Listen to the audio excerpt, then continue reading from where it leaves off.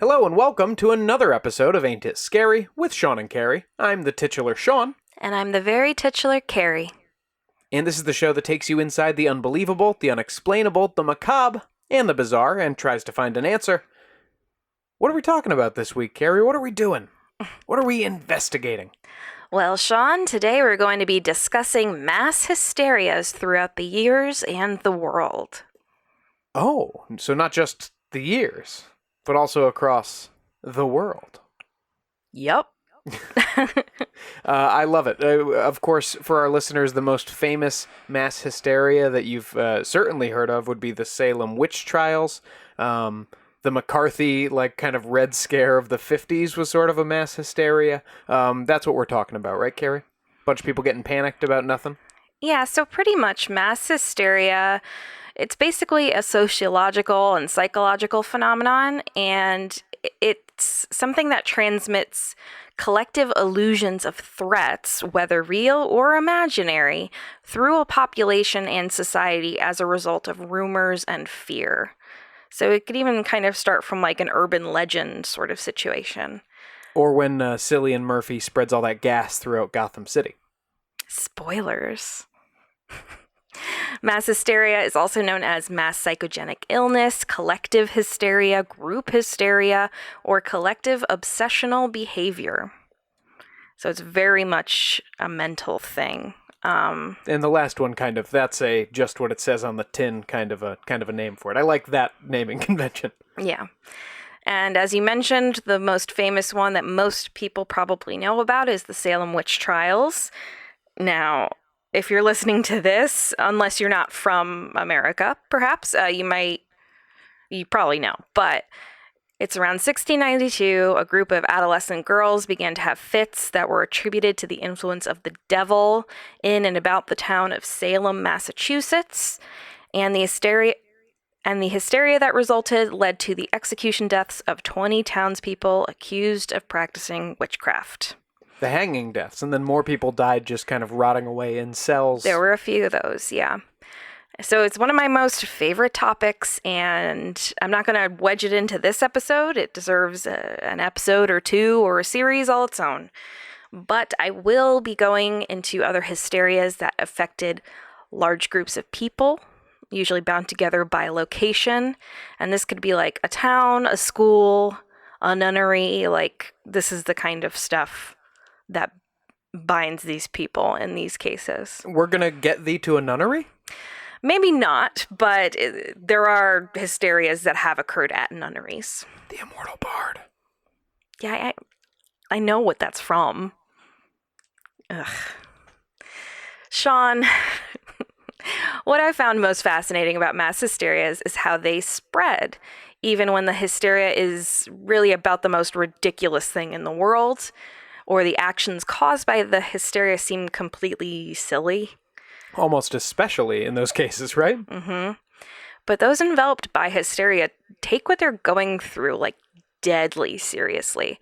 So it really makes me wonder what causes mass hysteria outbreaks? How does it spread? And if it ever does this hysteria end? So let's start with our furthest one way back in history, with the Dancing Plague of 1518. Oh, I have a guess at what this is going to be, and I love it. Mm-hmm. The Dancing Plague was a case of dancing mania that occurred in Strasbourg, Alsace. So the hustle? That was a craze. I don't know if that was a hysteria. This is in modern-day France in July 1518. And it sounds totally absurd, and for those seeing it, it really was. It began with a woman referred to in contemporary accounts as Frau Trophea that started to dance fervently in a street in Strasbourg. She kept dancing continuously for 4 to 6 days. Ooh, she's a party. Mm-hmm. By the end of the week, 34 others had joined in her frenzied dancing vigil, and within a month, the crowd of dancers had grown to 400.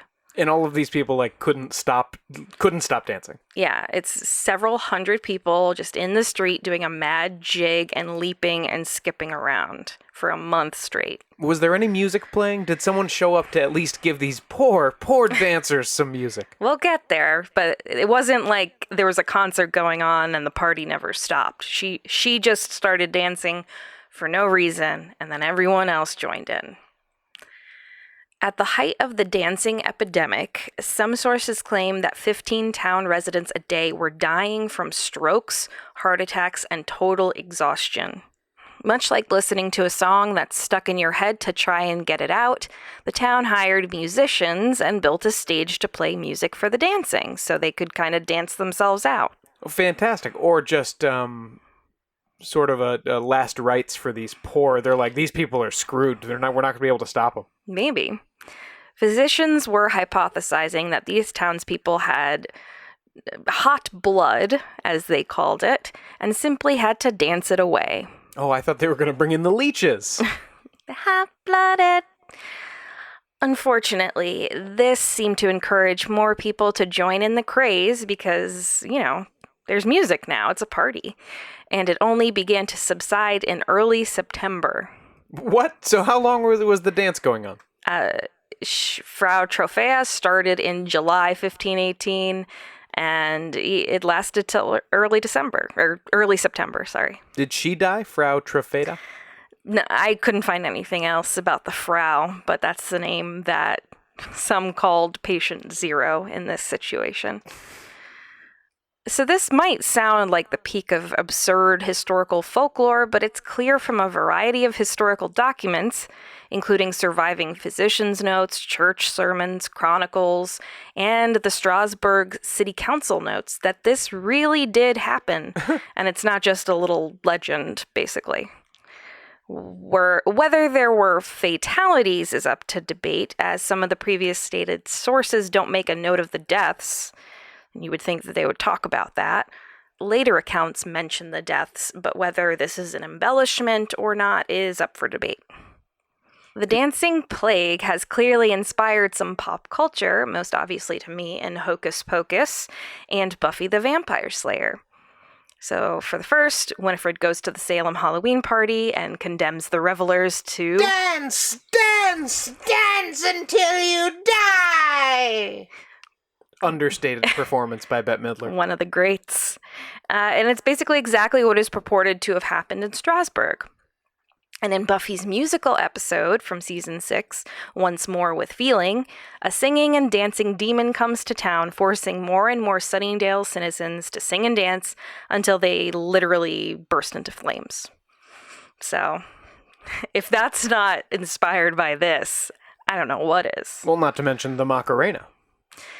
Another craze, not a hysteria. Very different. I'm still doing it. The twist, craze, not a hysteria. But why did this... What about let's twist again?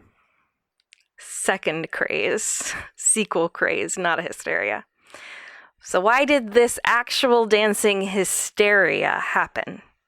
There are a few theories. One is our classic ergot poisoning, which is also commonly seen in the story of the Salem witch trials. Yes.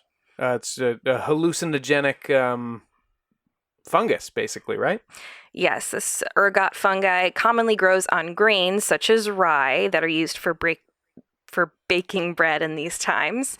And in this fungi are psychoactive chemicals called ergotamine, which are structurally related to LSD and is the original substance that the first LSD was synthesized from. So those under the influence of food poisoning due to ergot would basically be on a massive hallucinogenic trip. And so if everybody in town eats the bad bread, that's how you get the the bad dance. Yeah, the 8-month-long dance marathon. Mm-hmm. Now, this theory is disputed by John Waller in a 2009 issue of The Lancet, a medical journal. Waller states that this theory does not seem tenable, since it is unlikely that those poisoned by ergot could have danced for days at a time. Nor would so many people have reacted to its psychotropic chemicals in the same way, with the dancing. The ergotism theory also fails to explain why virtually every outbreak occurred somewhere along the Rhine and Moselle rivers, areas linked by water but with quite different climates and crops. Interesting. So maybe there was something in the water. Yeah, perhaps. He brings up multiple other dancing plagues throughout early history, like in Germany in 1021, 1247, and 1374, and smaller scale dancing manias gripping individuals or entire families from Switzerland to the Holy Roman Empire during the 15 and 1600s. Dancing manias. Mm-hmm. That's it sounds like it should be a bard spell in D&D. Waller and others suggest that perhaps the plague of 1518, and maybe other dancing plagues as well, were caused by intense stress and or religious fears, or a combination of both. I mean, that's kind of an A to C, still just leaving that question mark in the middle, though. Well, mass psychogenic illness tends to spread rapidly in an epidemic pattern. We know what that's like. All too well. Yeah, when many individuals in an area are under elevated psychological stress. The people of Alsace were certainly suffering through a particularly difficult time with a series of terrible harvests, the highest grain prices for over a generation, the spread of syphilis, and recurrences of leprosy and actual plague. Yeah, if there's anything that I know that helps stop the spread of syphilis, it's a dance party. Well, it is kind of weird. Like, in this case, if they're so depressed, why did they dance and not wail, sob, fight? Why was dancing the hysteria? We could possibly trace it to the belief systems in these regions that kind of helped channel the despair into a dance obsession. There are several accounts from the mid to late 1500s of cults of entranced dancing in towns close to the Black Forest and where the Rhine enters the North Sea in Germany. Huh. Mm-hmm. These cults would deliberately enter a trance and then dance, accompanied by musicians, towards shrines dedicated to the saints most widely associated with the dancing curse, Saint Vitus and Saint John. Like, Vitus and John are causing it, or they're just the patron saint of those afflicted by it? I think whatever they're the patron saint of, it has to do with dancing, maybe? Dancing, I don't know. And this would help translate a psychological epidemic into pretty much like an ecstatic religious ritual called a chorea. That's Chorea. The choreas were named after those saints, too. You have St. Vitus's dance and St. John's dance. And Professor Gregor Horst noted back in the 17th century that several women who annually visit the chapel of St. Vitus in Dreffelhausen dance madly all day and all night until they collapse in ecstasy. In this way, they come to themselves again and feel little or nothing till the next May, when they are again forced around St. Vitus's day to betake themselves to that place. One of these women is said to have danced every year for the past 20 years, another for a full 32. And in between, they feel little to nothing? They're just exhausted, I think. From this one day just like, they just pass out. I mean, if you're dancing, like a wedding is tiring. If you're dancing for 24 hours straight or something, yeah, you're done. So in these cases, it seems kind of closely linked with religion. Oh, hold on. Is there an open bar at the temple? I don't know if this town also provided drinks as well as musicians, but maybe that's something we can look into. Tarantism, in which victims were said to have been poisoned by a tarantula or scorpion, was an issue in Italy where it was claimed that dancing to particular music would help separate the venom from the blood. Oh, I thought you were going to say would attract scorpions. No, this actually inspired the advent of the tarantella, which are various folk dances characterized by a fast, upbeat tempo, usually accompanied by tambourines, and you might recognize as the inspiration for the mamushka danced by Gomez and Fester in the Addams Family movie. Mamushka! Mm-hmm. Now, obviously, we know now that mad dancing is not enough to remove venom from blood, but there were plenty of strange cures during these times, so it's not a stretch to believe that people might have thought frenzied dancing would be enough to alleviate psychological stress or appease their religious figures or cure poisoning. Sure, you can eat this corpse dust, or you can bake a cake with this dog urine, or you can do a jig. It's like, well, maybe I think I'd rather dance. I'll try the dance first. I mean, we'll see if it does anything. Yeah. So perhaps this is the closest we can get to understanding why they did it back then and why this kind of hysteria has mostly faded away as we've understood medicine more and more. You know I've got that dancing curse, baby. I get out there on that floor. Yeah, you're the real dancing plague of Connecticut. I am a curse to all around me. Well, there are different kinds of hysterias. So let's move on to 1837, when the hysteria around Spring-Heeled Jack began. Spring-Heeled Jack USA, the Connecticut ska band? No, but I'm sure that's what they take their name from, Sean. This instance probably finds its most modern companion in the Mothman sightings of Point Pleasant, West Virginia in the late 60s. Stories of mysterious phantom figures stalking the streets of London were not uncommon in the early 19th century, which is interesting since this belief wouldn't have even been a superstitious response to Jack the Ripper fears, because the killer only showed up in 1888. Right, that's what my guess would have been was... Nope, this is all before that. The Hammersmith ghost first appeared in 1803 and 04. At this time, many people claim to have seen or even been attacked by a ghost in the area of Hammersmith in London. Locals believe this spirit to be that of a suicide victim. Why? I don't know. The fear of the ghost hit such a fever pitch that a man named Thomas Millwood was killed in the pursuit of the phantom, as Millwood was wearing his clothing of his trade, which was an all-white linen bricklayer's outfit, and he was mistaken for a ghost by an armed citizen named Francis Smith, and he was shot. Oh no, why would you shoot a ghost? Because he was like, I know who you are, and he shoots him. Yeah, but that's not... No, it's dumb. That shouldn't work on a ghost. If he thought he was a ghost, why did he shoot him? Maybe he was scared, I don't know. Millwood was neither a ghost nor a Scooby-Doo villain, and his death prompted Smith to be tried for murder and initially sentenced to hanging and dissection, later commuted to a year's hard labor. I would have gotten away with it, too, if it wasn't for you meddling bullets. And that stupid... Pretty much. Now, it's in this setting that Spring-Heeled Jack first arrives in October 1837. And by the way, this is not the first instance that hysteria takes place in October. Just interesting to note. Do you think people are just feeling spooky? With the last one, I think that plays into it, and we'll talk about that. A girl named Mary Stevens was walking from seeing her parents in Battersea to Lavender Hill, a shopping and residential street in South London, where she worked as a servant. As she made her way through Clapham Common, a large park, a strange figure leapt at her from a dark alley. He gripped her tightly in his arms and began to kiss her face and rip her clothes and touch her skin with his claws, as she described them, which she said were cold and clammy as those of a corpse. What year was this? 1837. How old is Matt Lauer?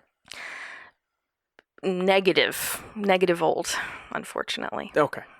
I thought we'd found a link. No.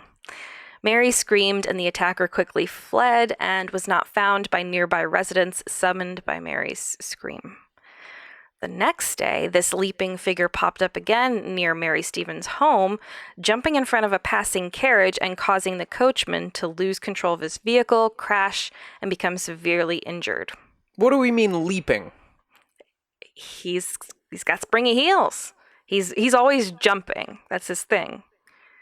He sounds like a... He leaps from place to place. Hee hee, hoo hoo. So he's an Inspector Gadget villain. Well, several witnesses claimed that the figure escaped by jumping over a nearby wall, which was about 9 feet high, while cackling with high-pitched laughter. Gross. Is he Christopher Lloyd from Who Framed Roger Rabbit? Also a spoiler. Maybe. Now, FYI, I looked into this. The current world record for the high jump is 2.45 meters, or about 8 feet, and this was achieved in the Olympics by Javier Sotomayor in 1993. So we've got our man, that's Spring-Heeled Jack. And this was only because he just ran up and hurled himself over a horizontal bar, landing on copious amounts of pads, because if you jump 9 feet onto concrete, you're going to shatter your ankles, probably. Sure, unless you land on your back, and then you'll shatter that. Mm-hmm. So this guy, this Spring-Heeled Jack, would have had to clear a foot higher than the current world record and just hop right over. It seems improbable unless he was some sort of weird cryptid or supernaturally gifted. Or did he invent parkour? Maybe. After the second incident, the character was given the name Spring-Heeled Jack by the public. Because Londoners love giving their mysterious creeps the name Jack. Yeah, apparently. They recycled that just, a couple years later then? Mm-hmm, within 50 years. A few months later, in January 1838, Lord Mayor of London, Sir John Cowan, announced in a public session at the Mansion House that he had received an anonymous complaint a few years earlier by a resident of Peckham. The letter stated that, quote, "It appears that some individuals of, as the writer believes, the highest ranks of life, have laid a wager with a mischievous and foolhardy companion, that he durst not take upon himself the task of visiting many of the villages near London in 3 different disguises, a ghost, a bear, and a devil, and moreover that he will not enter a gentleman's gardens for the purpose of alarming the inmates of the house. The wager has, however, been accepted, and the unmanly villain has succeeded in depriving 7 ladies of their senses, 2 of whom are not likely to recover, but to become burdens to their families." What? I don't know. When he talks about depriving them of their senses, is that just knocking them out? Making them faint or something, pretty much. Freaking them out. And several never to recover except as burdens to their family. Yeah. At one house, the man rang the bell. The servant came to open the door. This worse-than-brute stood in no less dreadful figure than a spectre clad most perfectly. The consequence was that the poor girl immediately swooned and was never from that moment in her senses. Was never. Mm-hmm. He scared her crazy. Mm-hmm. Spring-Heeled Jack. Yeah. So the Lord Mayor seems skeptical, but a member of his audience replied that the servant girls about Kensington, Hammersmith, remember that, and Ealing tell dreadful stories of this ghost or devil. So they're like, oh, it's a ghost or a devil. Or bear.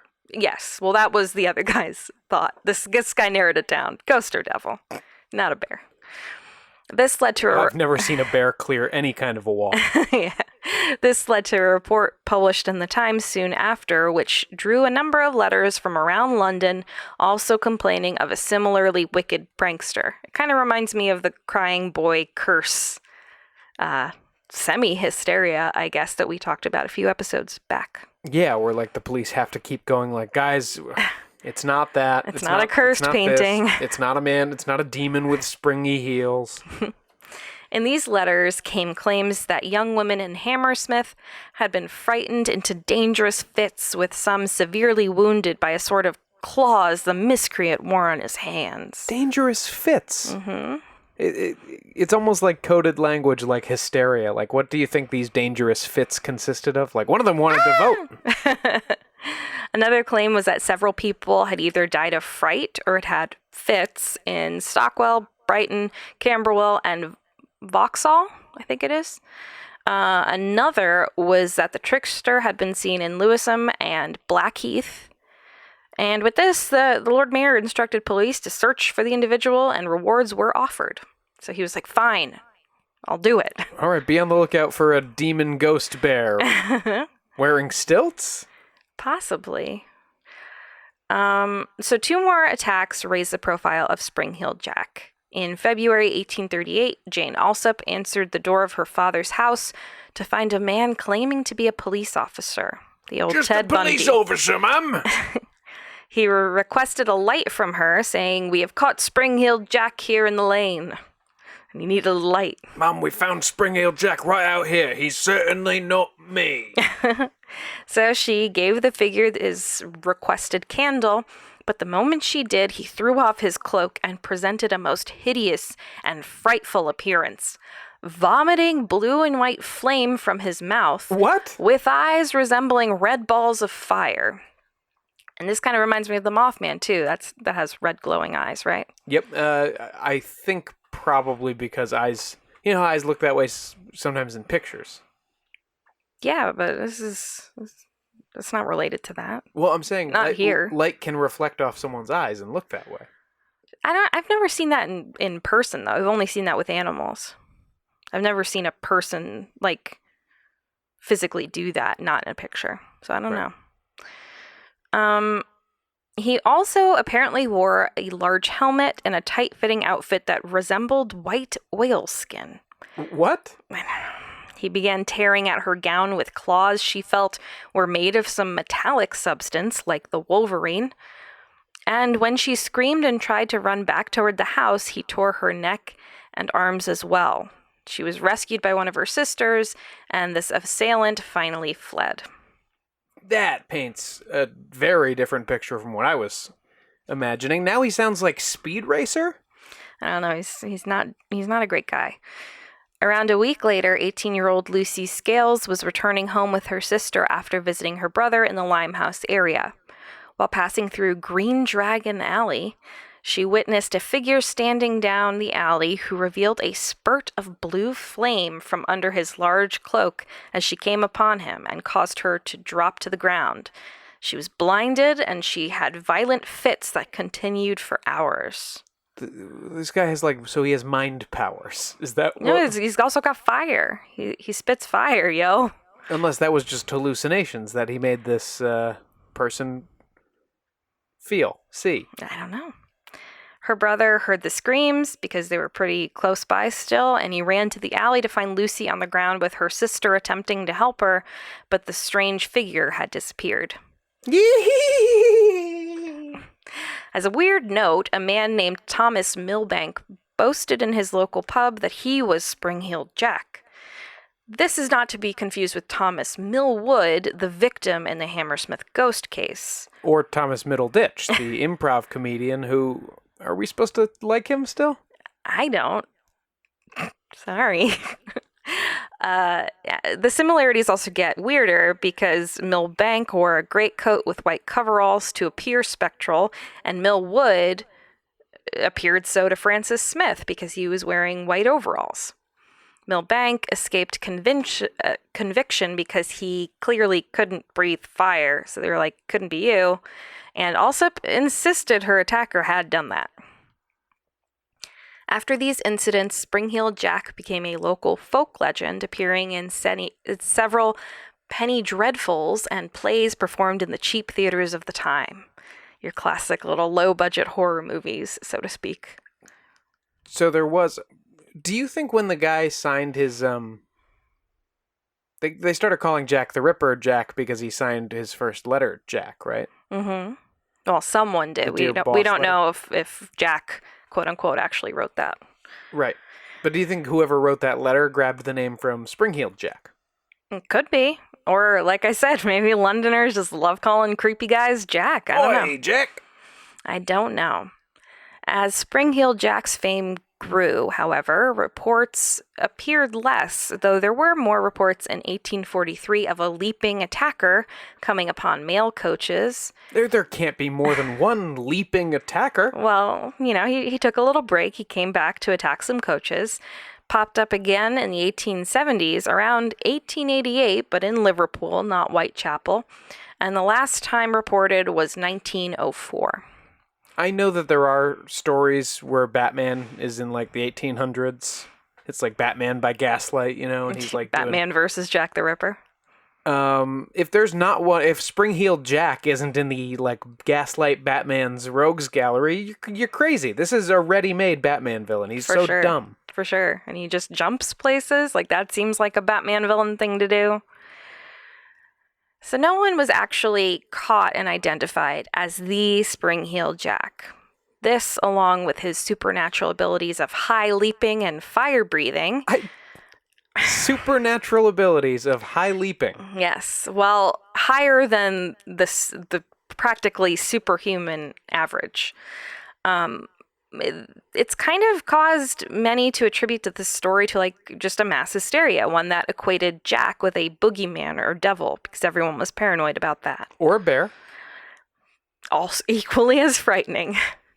Much like with Jack the Ripper, there were many contemporary theories about who the real Spring-Heeled Jack was, including thoughts around 1840 that it could be an Irish nobleman named the Marquess of Waterford, who died in 1859. Oh, this is like when people say that William Gull was Jack the Ripper.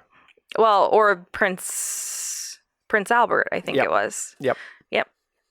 It's just the same. It's just 50 years earlier. Is that the same Prince Albert that, No, that's his son, Albert Victor. Really? Prince Albert is the one that... Albert Victor is the one that they think might have been Jack the Ripper. Okay, yeah, but why is that thing named after Prince Albert? Apparently he pierced his penis, Sean. I don't know. Different strokes, I guess.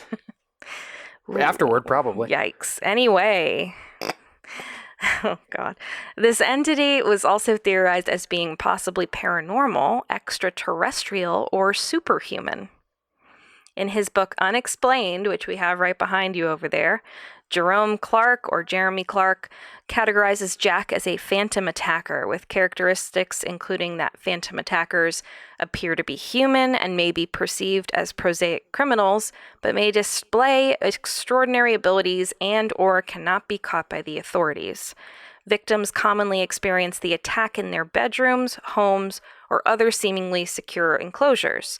They may report being pinned or paralyzed, or on the other hand, describe a siege in which they fought off a persistent intruder or intruders. Well, the first part of that sentence sounds like sleep paralysis. That's what I thought. It sounds really similar to sleep paralysis, but since basically all of these things were with people traveling, whether they were walking or driving a mail coach or whatever, it's likely not the case. Mail Kimp?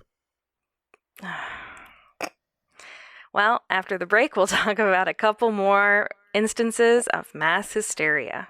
Is this one for MailChimp? No.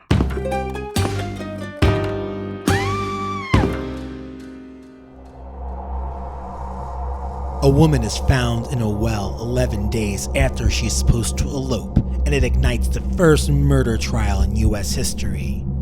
One of the oldest buildings in New York is the home to an old ghost and plenty of terrifying stories. The daughter of a former vice president and one of the most famous murderers in U.S. history goes missing while sailing. Adam, what are you doing? Well, Christina, I'm doing the trailer for our podcast. No, we agreed it was going to be fun and lively, like the show, with plenty of character voices. Oh, no voices. Oh, there would be plenty of voices. Fine, have it your way. Join us each week on the New York Mystery Machine, where we explore the biggest unsolved murders, hauntings, disappearances, and more. Hosted by me, Adam Mace. And me, Christina Marinelli. Available every Monday on iTunes, Spotify, wherever you get your podcast from. Be sure to follow us on Instagram at New York Mystery Machine and Twitter at New York Mysteries. The New York Mystery Machine. Get on board!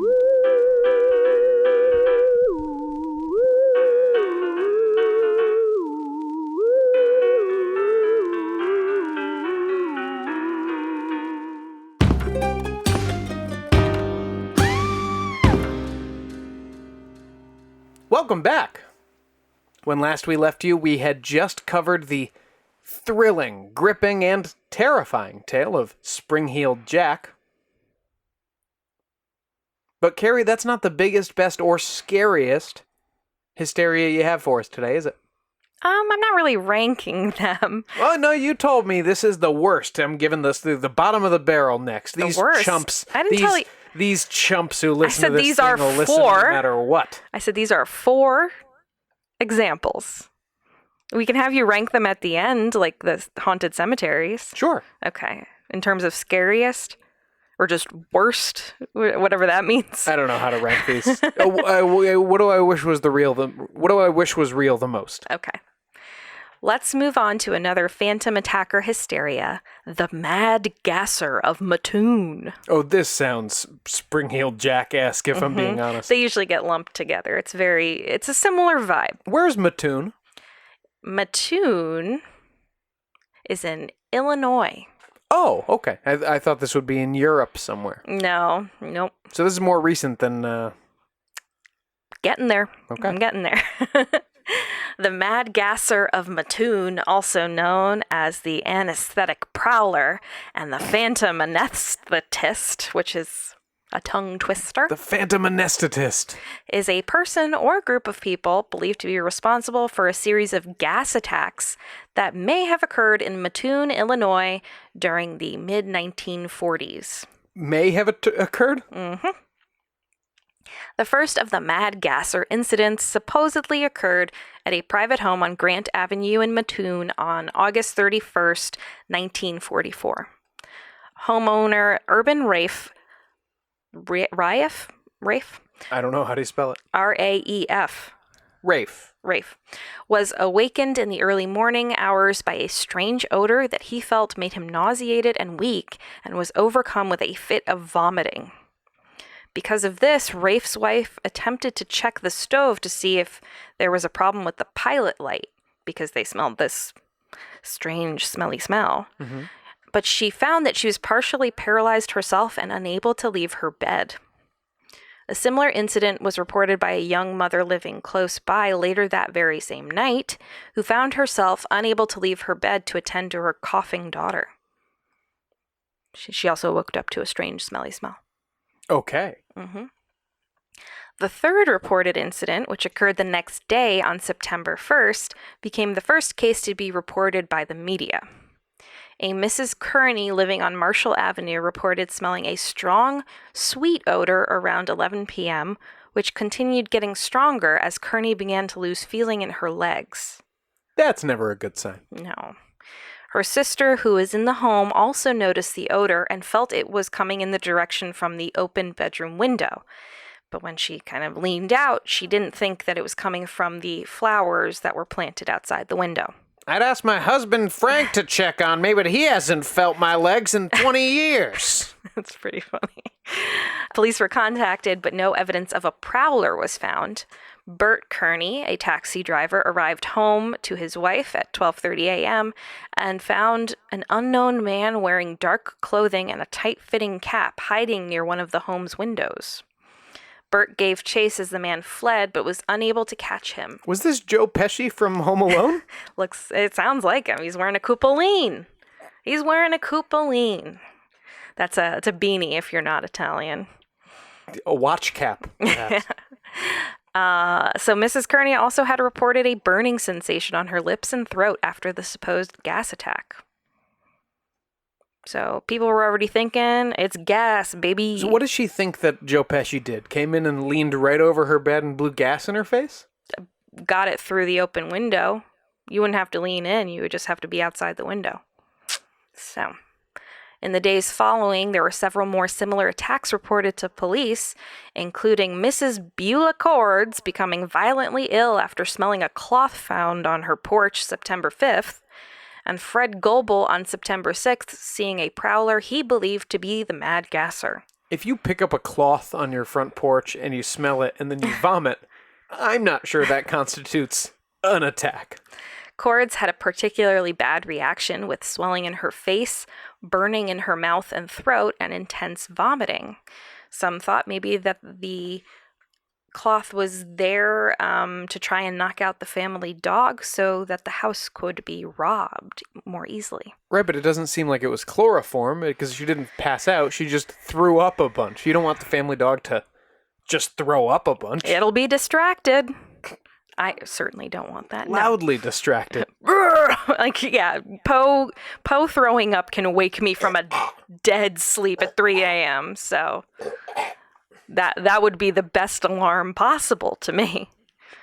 Along with the cloth, a well-used skeleton key and a large, nearly empty tube of lipstick was found on the sidewalk near the porch. Though the cloth was analyzed by experts, no chemicals were found on it that could explain Cords' reaction, which is weird. Yeah. It is definitely weird. Some townspeople allegedly found footprints under their windows and tears in their window screens. So many reports were called into police that by September 12th, they had to reduce the priority given to gasser reports and stated it may be due to the anxiety felt by local women while men were deployed in war service. So That's it? That's the only explanation for the gasser? typical. After that, the only report of note came in from Bertha Birch, which is a unfortunate name, on September 13th, who described seeing the gasser, and she said it was a woman dressed as a man, and woman's footprints were found at the scene. A real Bertha Butch, if you will. Wow, okay. I'm not sure when the figure started to be called the Mad Gasser of Mattoon, but that's the name that they gave this person to this day. A couple weeks after the attacks began, Commissioner of Public Health Thomas V. Wright stated that though there had undoubtedly been a number of gassing incidents, many were likely due to hysteria. And he wasn't really sure how to divide these up into different criteria, but he's like, some of them are real, some of them I'm sure is just people being crazy. Okay, so he thinks there was a gasser, though, at some point. There could be. There's undoubtedly been a number of gassing incidents, but many were likely due to hysteria. And could some be from He seems to be hedging here. Yeah, I would say so. He's hedging like Edward Scissorhands over here. Wow. Is it possible? I mean, what would the symptoms be from like a gas leak in your house? Natural gas. I'm sure passing out and stuff. I know carbon monoxide is you pass out, you feel sick, you might have vomit, hallucinations and things like that. Mm-hmm. But I'm sure all these people, all their houses were checked, you know. In the 40s? Yeah, the lady said she wanted to get up and check the stove to see if she had left the pilot light on.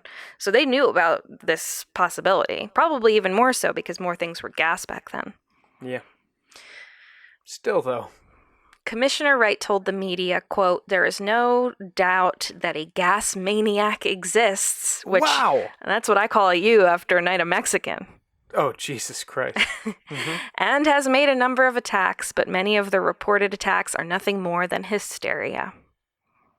All right. So a lot of people just, if they were tired, they were like, I must have been gassed. A lot of these people were like projectile vomiting and stuff. Police Chief C.E. Cole did him one better and stated that he felt there hadn't been any gas attacks at all, but these were just likely chemicals carried on the wind from nearby industrial facilities, and then it was all exacerbated by public panic. That's what I was kind of expecting the answer to be. Because I don't know if I'm jumping in too early with this, but the question still remains, why? As early as 1945, the Mad Gasser case was being presented as an instance of mass hysteria, first in an article titled "The Phantom Anesthetist of Mattoon, a Field Study of Mass Hysteria." Mad Gasser's catchier, you gotta admit. Mm-hmm. And this appeared in the Journal of Abnormal and Social Psychology by Donald M. Johnson. Some experts also believe that the hysteria was fueled by the headline, "Mrs. Kearney and Daughter First Victims," in the Mattoon Journal-Gazette, which framed the story in an assumption that there would be more attacks. First victims, like... of the Mad Gasser is that of a Mattoon. threat? Yeah. Aside from the hysteria, is there something to the police chief's suggestion that chemicals were being carried from nearby facilities? Great question, Carrie. Is there? There are conflicting thoughts on this. Chief Cole felt that carbon tetrachloride, or trichloroethylene, both of which have a sweet odor and can induce illness symptoms, could have been the substance released as toxic waste. However, Atlas Imperial, the primary company that would have contributed to this issue, released a statement in response saying that their entire facility only had 5 gallons of carbon tetrachloride in stock contained within firefighting equipment. Further, they felt that any quantities of trichloroethylene, which is an industrial solvent, would not be responsible for the sickness in the town, and that it would have taken a truly significant amount to sicken the townspeople, and their own factory workers had not experienced any of the symptoms that the others were. Okay, so not from that facility. Right, and this is probably the biggest, closest one.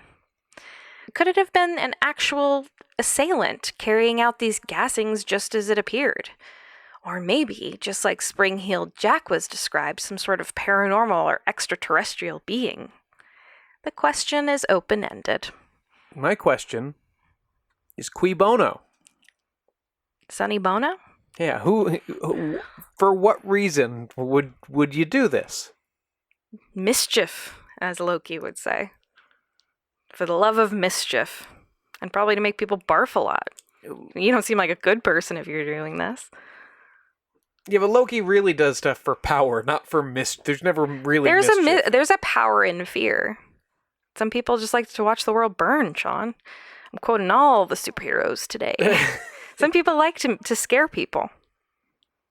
Our podcast is called Ain't It Scary, Sean? I know, but you think that's it? And you do it by putting some gas in people's houses? Why Sometimes. Didn't he wear a gorilla mask and maybe they pound were them? trying to kill these people. Why didn't he strap some springs on his feet?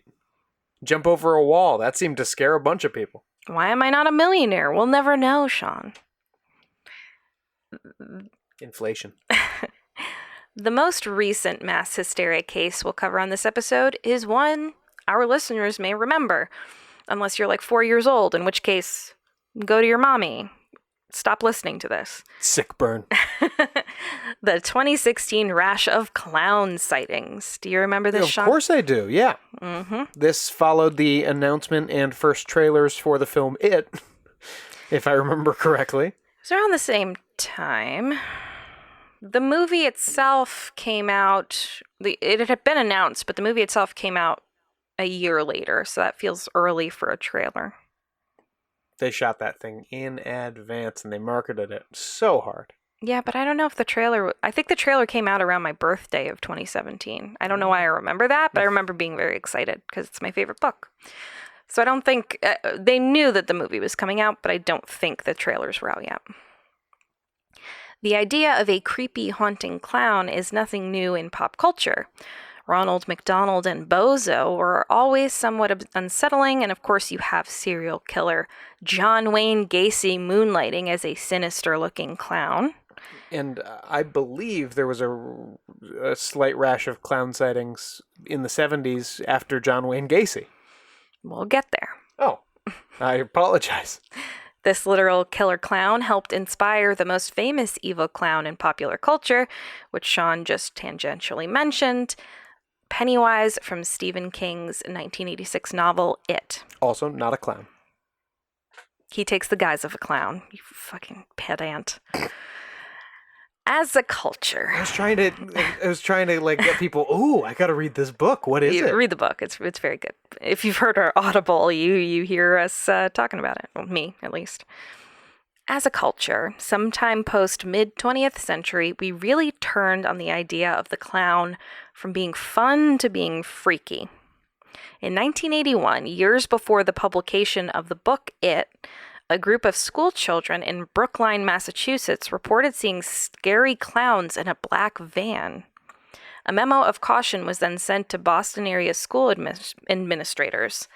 And the panic spread even then, with multiple cities in the United States during the summer of 81 reporting phantom clown sightings. We've also had rashes in 86, 91, 94, 2008. It's not just a recent thing. So it's in this context that we get the 2016 sightings. The first reports came in Green Bay, Wisconsin. It was 5 pictures of a creepy-looking clown roaming a vacant parking lot at night under a bridge in downtown Green Bay. And these pictures started going viral on August 1st, 2016.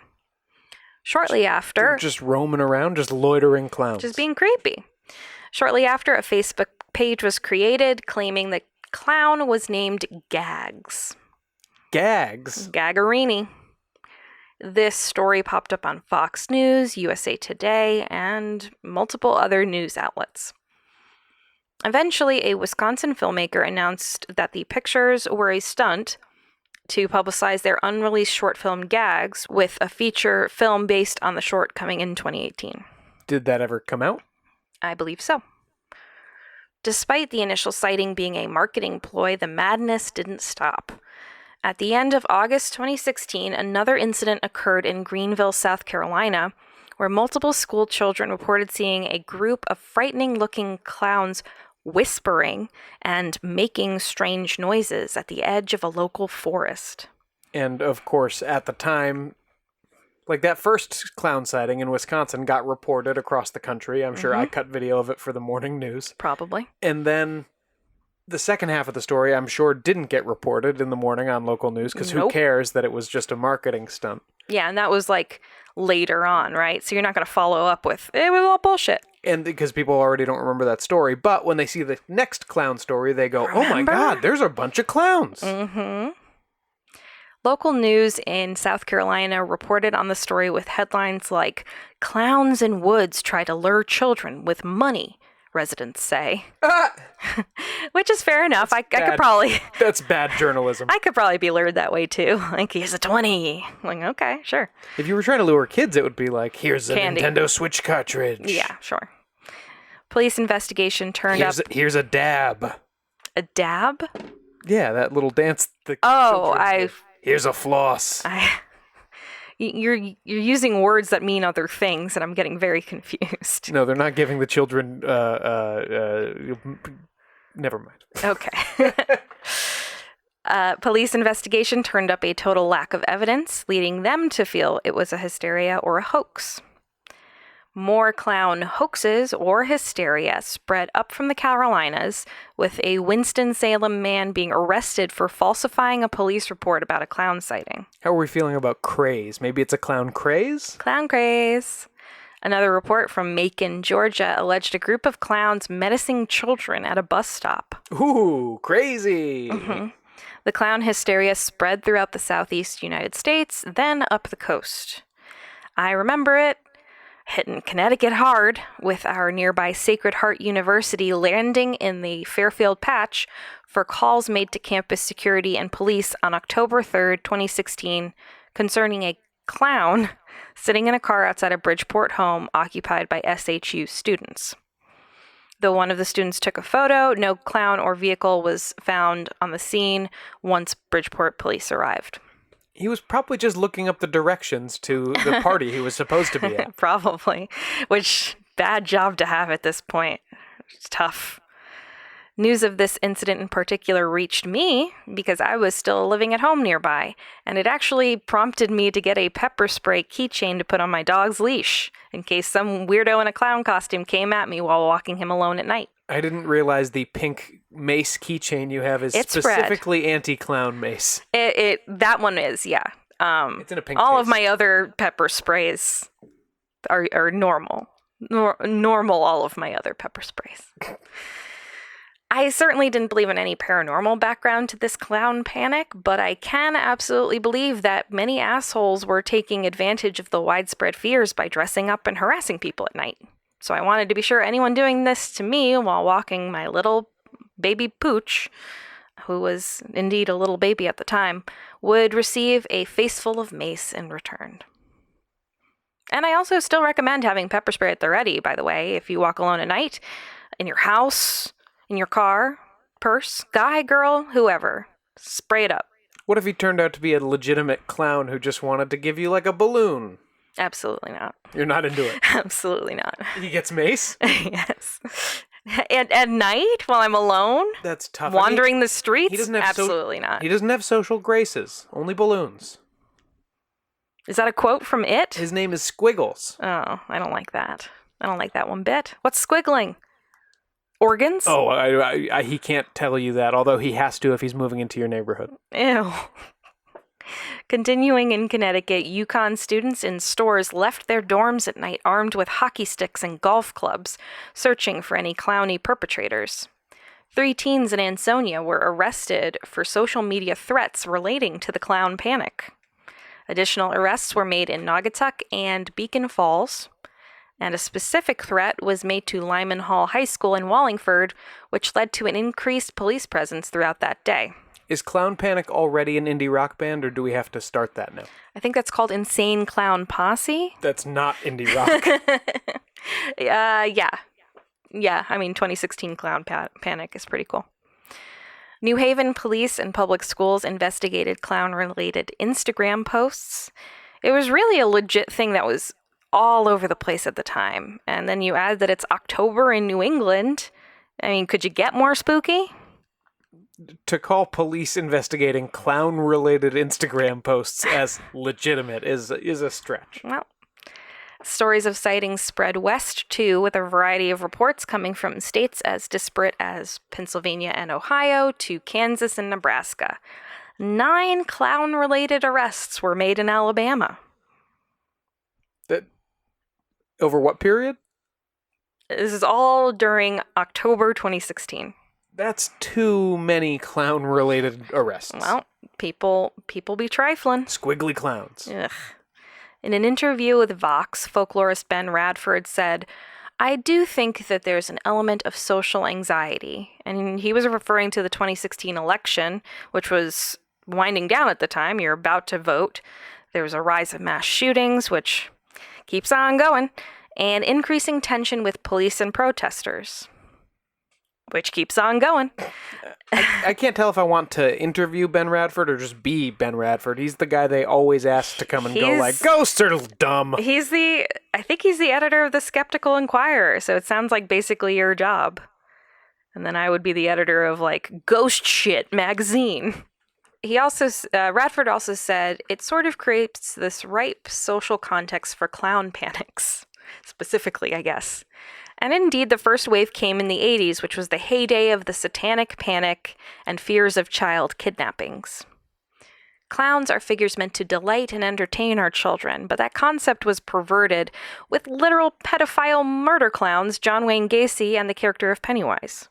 Yes. Only one of them is a literal murder clown, by the way. Pennywise is a murder. I mean, he's a fictional one, but he's literally a murder clown. I just meant he's not real. It's weird to put him in the same box with John Wayne Gacy, who they found 36 boys under his house. Spoilers. Again. As a society, whenever we perceive a threat to our children, no matter how outlandish, we tend to react starting at level 10. You can put whatever mask you want on it, said Radford, but essentially it's about a fear of the loss of the familiar and loss of control. Can't relate to that at all, can we? I love a loss of control. That's why I love a black diamond, and I don't really know how to ski. Yeah, you're too old to be just flopping down black diamond ski runs, babe. I'm sorry. You have a family now. No more of that. I don't want you to hit a tree. Please. It's the stopping. The slowing and the stopping is the impossible part. And that's the important part. The clown itself has always been more ambivalent than maybe we gave it credit for back in the mid-20th century. It was informed by the harlequin, the jester, pantomimes. These are all kind of sinister characters. In the opera Pagliacci, a clown murders his lover on stage, declaring, "The comedy is finished," in Italian, of course. The character of the Joker from Batman comics has existed since 1940, which was way before John Wayne Gacy came on the scene. And the costume of the Joker clown was what James Holmes wore when he carried out the horrific Aurora movie theater shooting during the premiere of The Dark Knight Rises. I mean, that's what people kept saying around that time, but I remember him having, didn't he have orange hair at the time? Yes. So, I mean, I don't know. He wasn't wearing a purple suit, and I just feel like that was, I just want to get out there that I think that was media hysteria, that part of it. Perhaps. People saying he was dressed as the Joker was a little over the top. Clowns were certainly not always whimsical figures in history. Maybe that's why we have the instinctual creeps about them even today. A 2008 study by the University of Sheffield in the UK found that, quote, clowns are universally disliked by children. Some found them quite frightening and unknowable. If we have any clown listeners, I'm very sorry. I promise this segment is not meant to be a hateful screed against clowning. I love the use of the word unknowable. Unknowable. It's so vague. Frightening and unknowable. I don't know him. So the hysteria did continue to spread for a while there. The Russian embassy in London issued an official warning for Russian and British citizens in mid-October 2016, and police in as far as Fiji warned locals about the events. Shops began to take costumes of clowns off of their shelves, including places as far away as New Zealand, and Target pulled clown masks from their website, and multiple school districts ban the wearing of clown outfits and masks. And again, this is Halloween time, so they're saying, don't dress up like this for Halloween. You're not allowed. Well, in the school district. Sure, but like Target is like, I'm not making this available to you. The hysteria culminated in multiple news outlets reporting on a threatened clown purge, much like in the film The Purge, alleged to be taking place on Halloween night. This is that sounds like a social media joke. Multiple media outlets reported on this. I mean, that doesn't surprise me. That doesn't mean this wasn't a meme. Though no real clown purge occurred, a family from Florida was attacked on Halloween by a group of around 20 people in clown masks, but no arrests were made. Clown purge is a really funny Twitter joke. Yes. It seems after this, and with the United States passing creepy season and heading into winter, the clown sightings finally died down and then died out. Well, see, the clowns all overeat and then go into kind of a nap. They curl up in a cave for 27 years. For the winter. It's hard to find any articles about the phenomenon continuing from after the literal Halloween day 2016. And it's kind of fitting. I mean, it was a bit of freaky fun for October, but after that, it's time to get into the holidays. We don't have the patience for clowns standing creepily on street corners anymore. Yeah, it's a shame it's a shame there hasn't been a trend of like a bunch of creepy, unkempt Santa Clauses descending on. Oh, that's SantaCon. Never mind. We do have that. The 2016 clown hysteria inspired several pieces of media, including the upcoming found footage film Behind the Sightings. It's about these sightings, and it'll ironically make its long-delayed debut on July 6th on YouTube, just a few days after you're going to be listening to this, so perhaps give the film a watch after this episode. Wow. Mm-hmm. We keep hitting those like weirdly ironic like date matchups. Did you coordinate this? Yes, you talked to the filmmaker. I actually filmed Behind the Sightings. It's my film. Just hold off another couple days, guys. We've got a podcast dropping. It's recording. I didn't see it move. So, Sean, what do you think of these hysterias? These 4 that we talked about today. It's for me the most amazing story you've told me today is by far the dancing hysteria. Mm-hmm. It's also the furthest back, so I don't know how much of the actual story is exaggeration.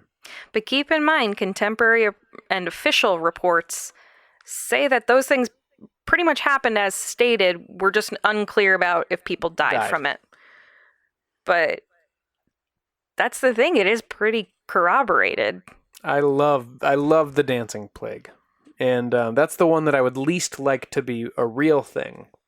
Because it's scary. It's scary? It scares you? It's scary. I like to dance. Wow.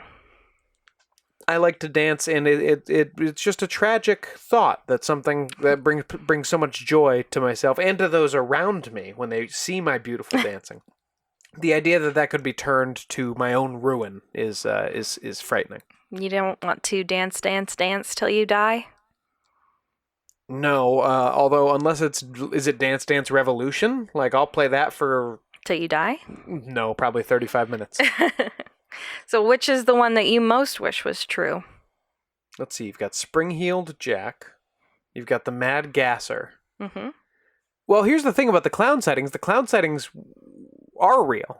Were real. They were out there. They just weren't scary clowns. There was no clown purge. Well, we don't know if there were groups of creepy clowns whispering at children and luring them with money at the edge of a wood. I'm sure there were not.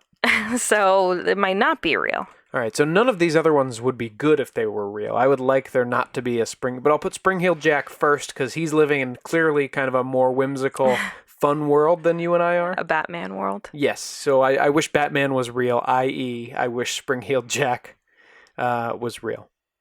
After that, I guess I'll go Mad Gasser because the conspiracy of clowns, that could be pretty sinister. Mm-hmm. And the Mad Gasser, again, seems to just... I don't know if he just gets his jollies watching people He loves sleep. gassing people up. Yeah, there are more fun gas. Make it laughing gas. Now that's a Batman villain again. We're back to Batman. Yeah, it's actually the Joker. I know. So...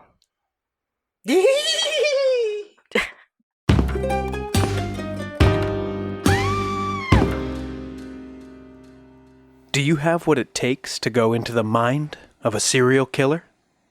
Or solve a horrific case? Hi, everybody.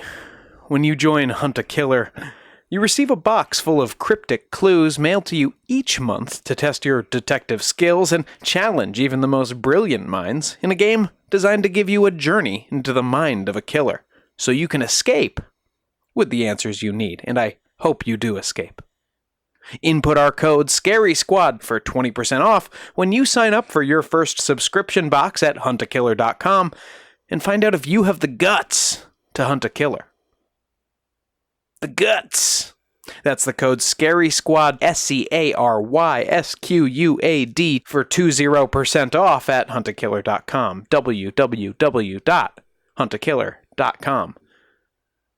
Hunt a Killer. Join the hunt today.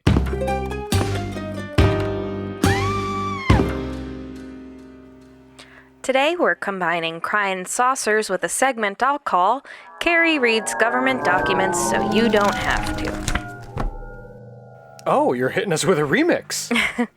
It's finally here, y'all. The Pentagon's Unidentified Aerial Phenomena Task Force report to Congress is in, and there are some juicy tidbits in the unclassified version. How many documents have you dived into here, Carrie? Just the one, it's just the report. Some highlights. The report covers a total of 144 UAP, or UFO. Unidentified aerial phenomena.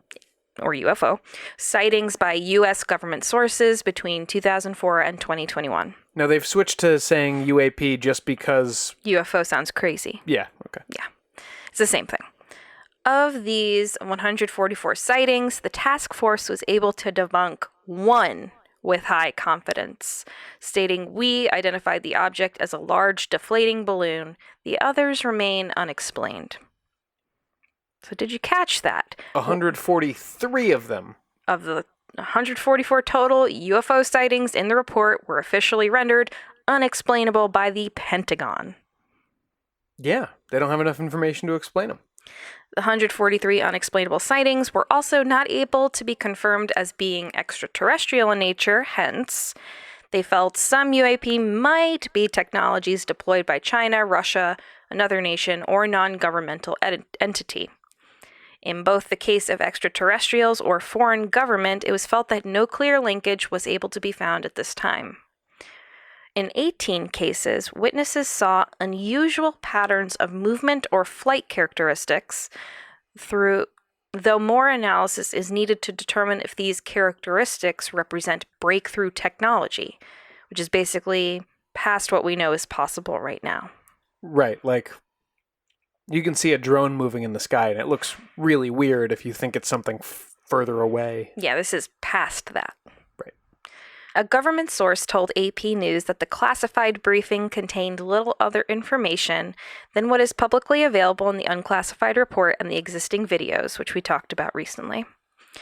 Deputy Defense Secretary Kathleen Hicks said the report highlights the problem of flight hazards on or near military test ranges and ordered the Pentagon to establish a more formal means of coordinating the collection and analysis of UFO information.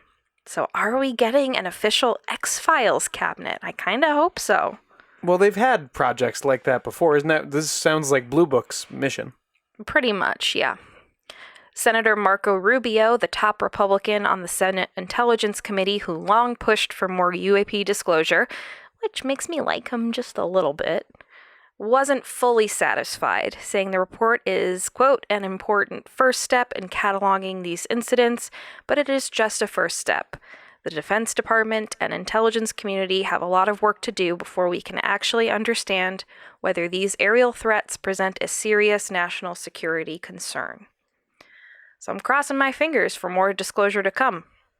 Yeah, absolutely. And it's true that even if this stuff was completely earthly and completely not aliens, still not great to not know what it is. Yeah, exactly.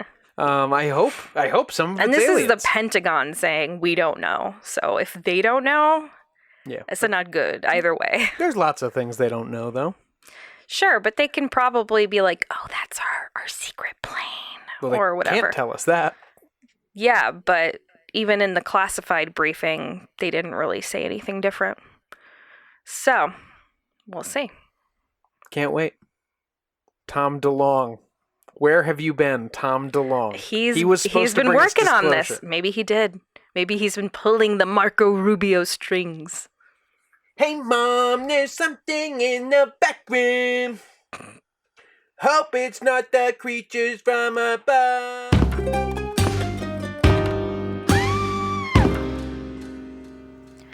That's it for this episode of Ain't It Scary with Sean and Carrie. Like us on Facebook and follow us on Twitter and Instagram at Ain't It Scary, and check out our website at ain'titscary.com. You can support the show by supporting our sponsors and becoming a patron at www.patreon.com/ain'titscary. And please subscribe to the show and throw us a 5-star review on Apple Podcasts. We'll be forever grateful.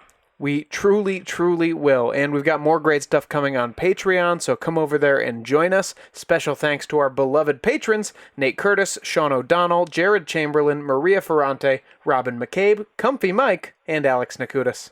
And also make sure to check out the New York Mystery Machine podcast, dropping wherever you get your podcasts on Monday, July 5th. The New York Mystery Machine is hosted by Christina Marinelli and Adam Mace, who you may remember as the host of The Talkback, a podcast we guested on back in September 2020 when we first launched. We love Adam and we love The Talkback. Mm-hmm. The show will be exploring New York's biggest unsolved murders, hauntings, disappearances, and more, so give them a listen. See you next Thursday. Show created by Sean and Carrie McCabe, music by Kyle Ryan, and you can find Kyle over at his YouTube channel that is called Music is a Verb. This has been a production of Long Boy Media.